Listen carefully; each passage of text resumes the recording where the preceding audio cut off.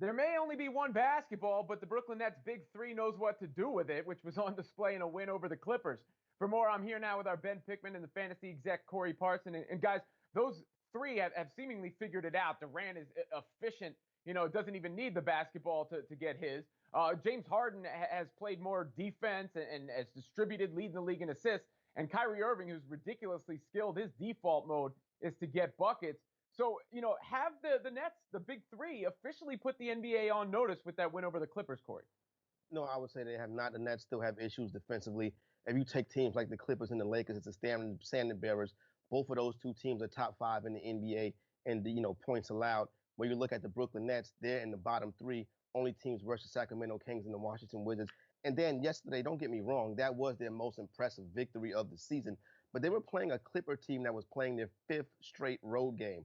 That's not a real good schedule spot for the Clippers. So when they can get that defense shored up a little bit, then maybe I can say that the Brooklyn Nets have put the NBA on notice. Well, look, I think they need to add a couple rotation players, but let's look at the season as a whole. They've beaten every good team that they've played, right? Like, so I don't know how crippling it actually is when you beat the Clippers, when you beat the Bucks, when you beat the Nuggets, when you beat the Jazz, when you beat the Sixers. And then when you look at the lineup that they're playing, they started last night and closed most games since the big three got there. That lineup is number one in offensive rating and number nine in defensive rating, Ben. And that's Jeff Green, Joe Harris, and the big three.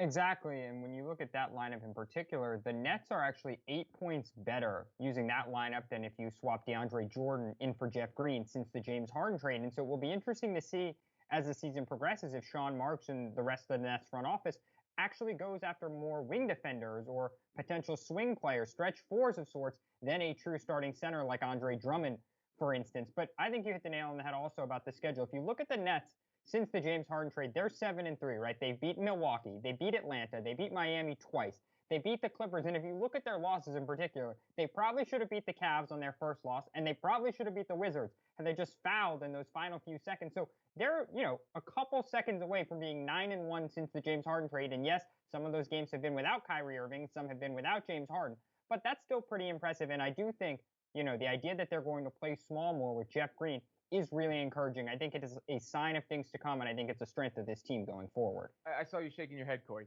Yeah, you can't say probably you should have won this game or probably should have won that game. There's still losses versus the Hornets, the nasty loss versus the Wizards. When they played the Miami Heat, that was their JV team because of their COVID issues. So the Paul George 3 last night probably should have went down. Well, look, I mean, who are they supposed to beat other than the Clippers? And I think you saw scary hours in full effect down the stretch of that game. They are going to be tough to deal with, and that's not a probably, that's a definitely.